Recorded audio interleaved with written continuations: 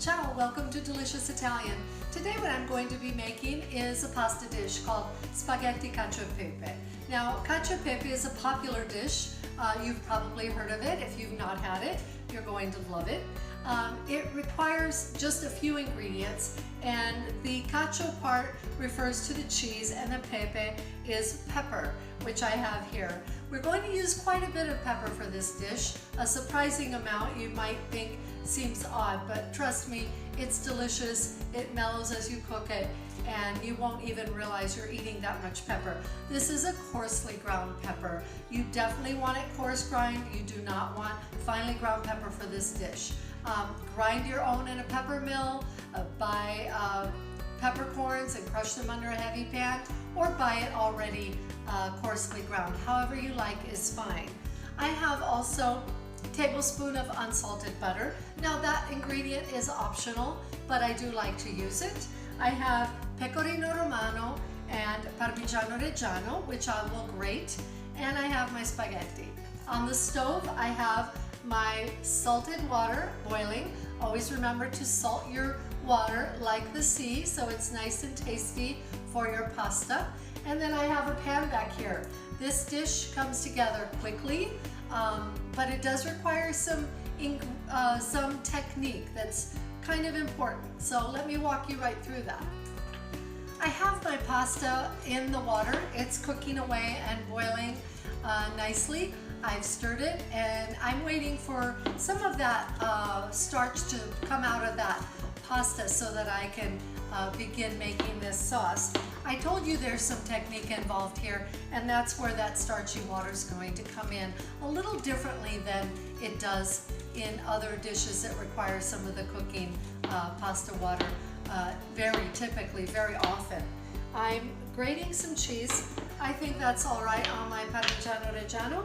It's about half a cup, and I'm going to add about a half a cup of Romano to this too. Okay, let's get started on this. I have my butter in the pan melting. I'm going to add about 2 teaspoons of pepper to this pan. There's one, and here's another.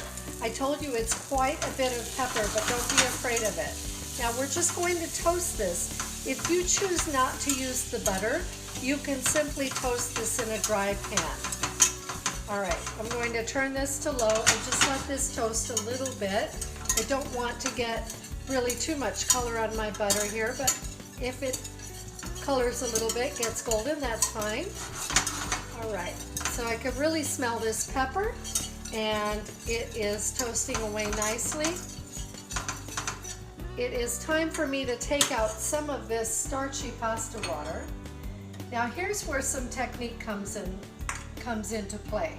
So what I have here is a bowl to which I'm going to add, I already added some pasta water, and I'm going to add about half of this cheese that we're going to use. And I'm going to make a slurry.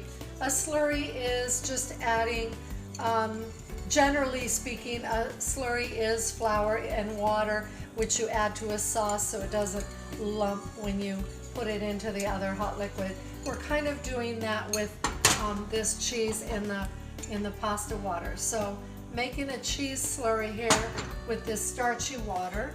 My pan is on low here with the butter and the pepper in it, so that's fine. And we're actually going to cook our pasta until it's before it's al dente actually. All right, this can be turned off. It is toasted and super fragrant. Now I'm just waiting for the pasta to get to the point where I want it so that I can finish cooking it right in the pan, because that is part of the technique. So we don't want to take this to al dente. We want it to be harder than that. So let me just take some of this out and test it, see if it's where we want it. All right, it is time to add our little slurry to this pan.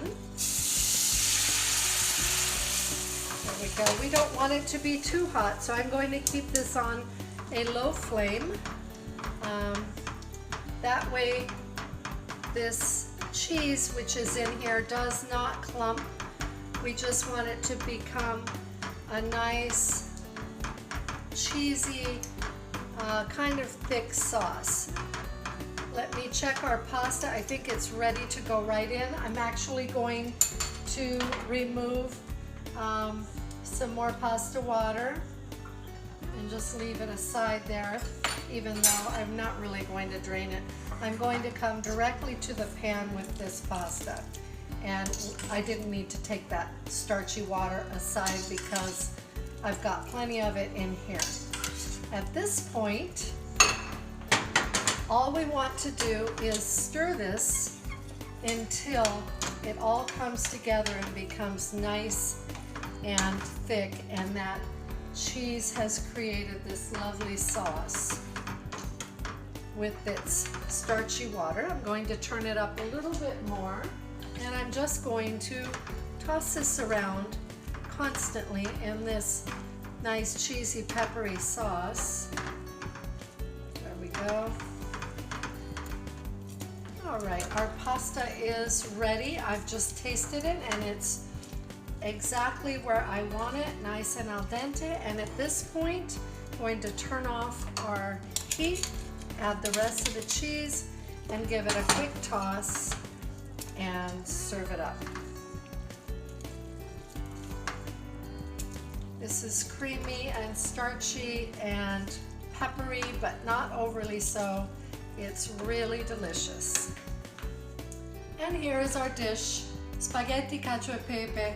It looks delicious, it smells divine. I hope you'll try making this at home, and I hope you join me again here for more delicious Italian. Buon appetito!